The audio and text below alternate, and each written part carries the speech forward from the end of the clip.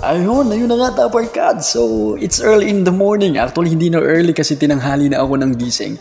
So, itutur ko kayo ngayon sa napakalawak na low tide na nakikita nyo on screen dito sa dalampasigan ng Barangay Utabi, Bulan, Sorsogon.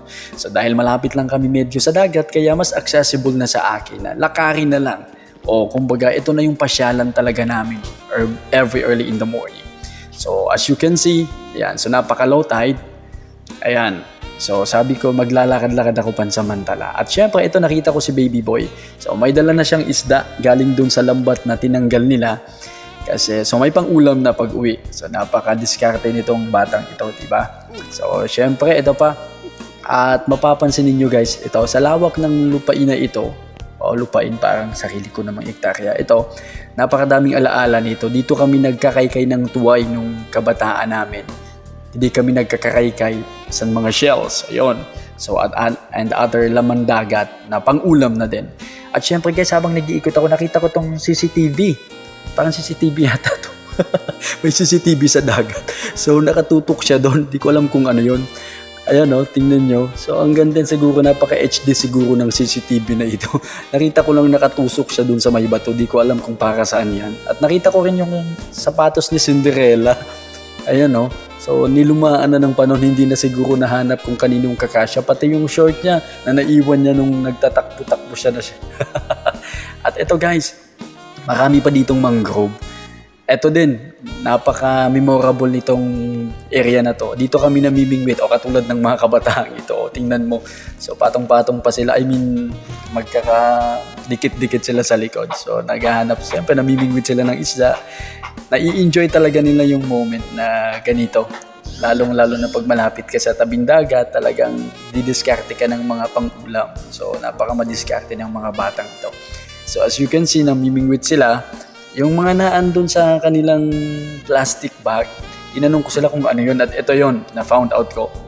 Naghahanap sila dito ng umang sa tawag sa amin. Ito yung ginagawa nilang pain dun sa bingwit para makapamingwit sila at makapanghuli ng isda. Naghahanap sila dyan ng mga shell na bigaw na may umang sa ilalim para gawing pain doon sa bingwit mismo tulad ng sabi ko. Ayan. So medyo madami-dami na ito tapos titilado nila yun o dudurugin nila yan ng bato para lumabas yung nasa ilalim. At yun na yung pagpipira-pirasahin nila para gawing pamingwit. Doon ilalagay sa pamingwit. So ayun.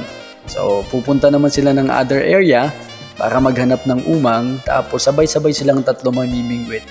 So, medyo dito sa anggulong ito, magpapalit sila naman ng lugar. Sabi nila sa akin, pupunta na sila banda sa unahan kasi medyo matumal yata dun sa dati nilang pinestuhan kanina na nakikita nyo on screen.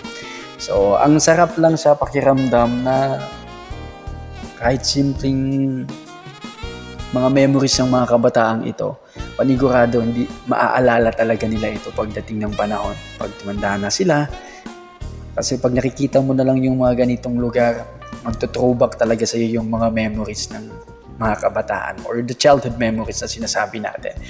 Ito, napakalawak.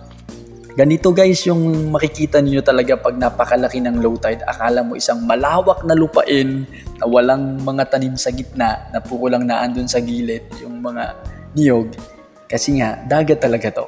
Diba? So, hindi mo lang aakalain na dagat itong nakikita nyo on screen na nag-low tide lang. So, ganito kalawak yung karagatan o yung dagat sa Barangay Utabi, Bulan, Sorsogon. So, syempre hindi lang doon sa area na yon may mga namimingwit at may mga nagkakaykay ng shells.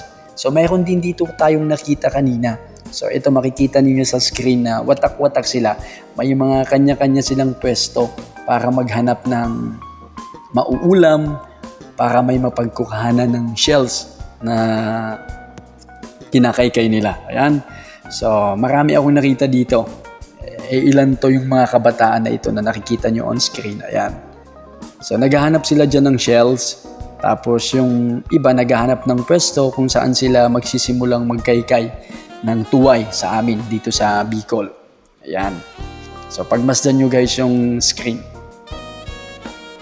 O, di ba napakalawak? Ang sarap ditong mamasyal. Ang sarap maglakad-lakad early in the morning para magpapawis. Tapos ganitong nature yung makikita mo. ganito yung nature na hahambalo sa harapan mo. O, di ba? Hahambalos, parang alon lang, no? So ito, sama-sama sila eh. Grupo-grupo din kasi dito yung mga nagkakaykay. Bihira mo makakita ng mag-isa lang na nagkakaykay. Tulad dito si ate. Ito yung nakita kong solo lang talaga siya. So wala pa siyang dalang lalagyan, kundi nilalagay lang muna niya dun sa kanyang palad. At syempre kasama yung doggy niya, nakabantay din sa kanya. At sa area na yun, may nakita rin akong nagkakaiday din ng shells. Ayan. So dito sa part na ito, ayan. So tulad ng sabi ko si ate kanina mag-isa, eto pabalik na yata ako nito sa bahay. So may nakita pa akong mga grupo ng kabataan na nagdidiskarte din yan ng pang-ulam nila. So ganito yung madalas na gawin namin maglutay dito sa Otabil. So sana nag-enjoy kayo sa ating video. Okay, maraming salamat.